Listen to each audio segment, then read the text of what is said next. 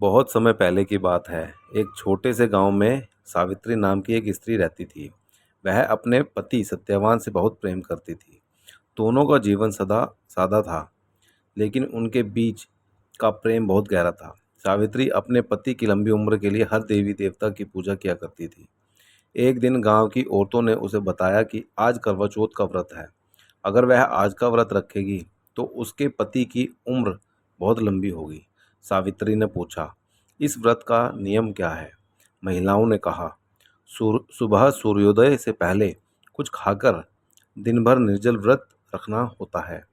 पूरे दिन बिना पानी पिए भगवान शिव, माँ पार्वती और गणेश जी की पूजा करनी होती है। और रात में जब चांद निकलता है तब उसे देखकर पति के हाथ से जल ग्रहण किया जाता है। सावित्री ने मन मन में ठान लिया, मैं भी अपने पति की लंबी उम्र के लिए यह व्रत रखूंगी। सुबह वह जल्दी उठी, स्नान किया और पूरे दिन बिना पानी पिए भगवान की भक्ति में लीन रही।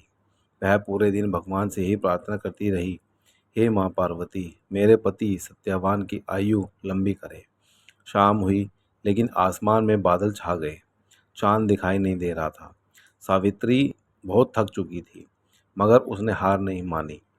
उसी समय उसकी ननंदों ने मजाक किया। उन्होंने छलनी के पीछे दीपक की लौ रखी और कहा, देखो भाभी, चांद निकल आया। सावित्री ने बिना सोचे समझे उसे चांद समझ लिया। उसने पति के हाथ से जल पिया और व्रत तोड़ दिया।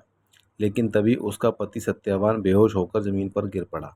सावित्री रो पड़ी और बोली, हे माँ पार्वती, मुझसे गलती हो गई है, कृपा करके मुझे क्षमा करें।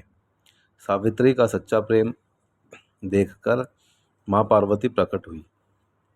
उन्होंने कहा, सावित्री, तुम्हारा प्रेम और विश्वास सच्चा है।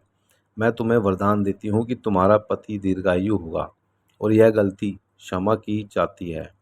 उस दिन के बाद से हर साल कार्तिक महीने की कृष्ण पक्ष की चतुर्थी को करवा चौथ का व्रत रखा जाने लगा। यह व्रत स्त्रियों के प्रेम, समर्पण और आस्था का प्रतीक है। जो नारी सच्चे मन से यह व्रत करती है, उसके जीवन में सुख, सौभाग्य और प्रेम सदा बना रहता है। करवा चौथ का मंत्र, ओम उमामहेश्वराय नमः।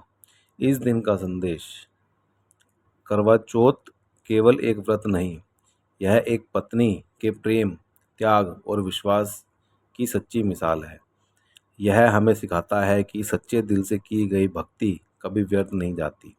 अगर आपको यह कहानी अच्छी लगी हो तो वीडियो को लाइक करें, शेयर करें, सब्सक्राइब करें, कमेंट में जय माता दी लिखें और हमारे चैनल त्रिदेव दर्शन को सब्सक्राइब करें, ताकि ऐसी ही और भक्ति भाव से मेरी कहानी आप तक पहुंचती रहें।